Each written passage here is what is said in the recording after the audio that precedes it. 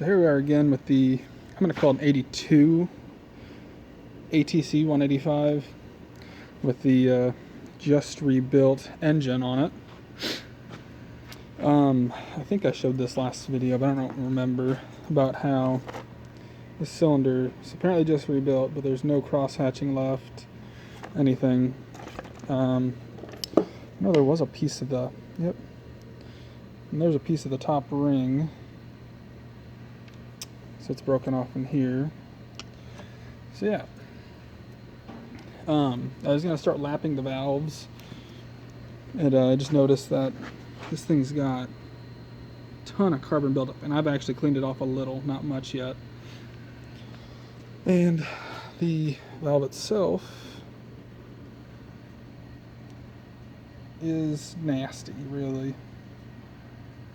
It's not look too hot, so I'm going to clean that up and see how it looks. Before I go ahead and do that, there's not a whole lot of pitting or anything in here, really.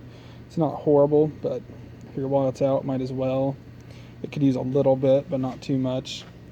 Valves are supposedly just gone through as well. I knew when I bought this thing, though, that they had not been, and I knew the price was right, so couldn't say no to that. But right now I'm trying to let that clean up, and then my idiot person, me, lost a keeper. I actually had everything fly off, and I was able to find everything but one keeper, which was kind of lucky. And another thing I noticed actually with this head, that the guy before me said this thing always leaked up here, and it did. He wasn't wrong there. He said, oh, there must be a gasket or something they need. But I think his real issue was right about there. It would seem that this wasn't seated in the correct place in the back of the cam, and he must have had it just sitting over here just a little bit and just mashed it in there. So I don't know how this cam worked how it should have, because it should have been back over here, but I can't really see that. But yeah, instead of being back over here where it should have been, this guy mashed it in over here, which couldn't have been good on it. But this thing would only run for 20 minutes at a time, I think, when I got it. And then once I changed the carbs from the stupid Chinese carb that was on it to a 200E carb I had, that helped a ton. I think the jets were much smaller than 200E carb. The Chinese one didn't have any markings on it, so I don't know what they were. But this thing's coming together. Only real problem I'm trying to have now is get these things off. Obviously the steel into aluminum, they're pretty well stuck. Got one screw off of that one. I'd much rather take stuff off that one than that one. But yeah, just kind of seeing how things are going. So cleaned up this a little bit. I'm a little bit worried because there was a bunch of oil in here. I didn't replace that seal or the O-ring that goes in the inside piece, or the O-ring on this piece for the shift indicator.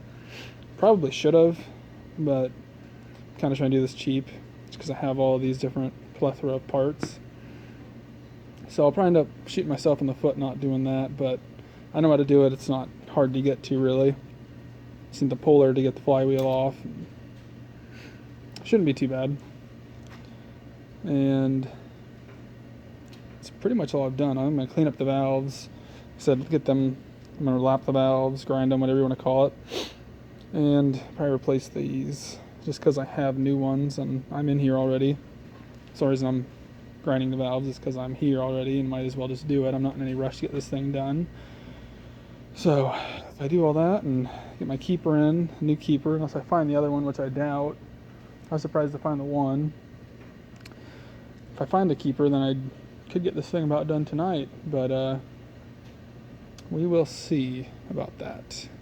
Then I also have to get the tank yet, weld the frame, which I probably will do tonight just because I don't have a keeper, so I can't put the head back together. But yeah, and then tomorrow I'll probably work on the tank, get it brazed. Maybe I'll get some red coat and seal the inside of it, or get some vinegar or something, clean it up first, then baking soda to neutralize it, then diesel to oil it up, let it all dry out, and then go ahead and do the inside of it, coat it.